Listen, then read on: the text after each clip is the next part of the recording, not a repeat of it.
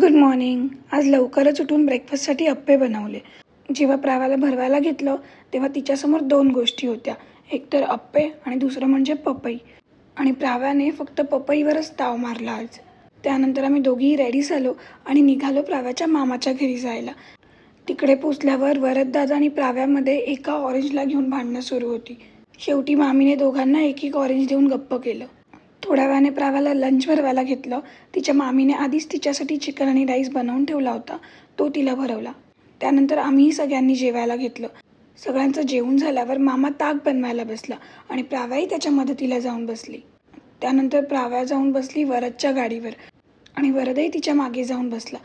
या दोघांचं पूर्ण वेळ हेच चालू होतं. जे प्राव्याला हवं होतं ते वरद घेत होता आणि जे वरदला हवं होतं ते प्राव्या घेत होती. थोड्या वेळाने मामाने प्राव्याला झोपवलं आणि आम्ही घरी यायला निघालो.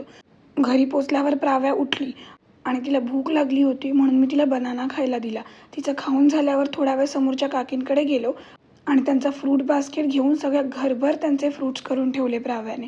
रात्री झोपायच्या आधी तिच्यासाठी ड्रायफ्रूटची पावडर बनवायला घेतली.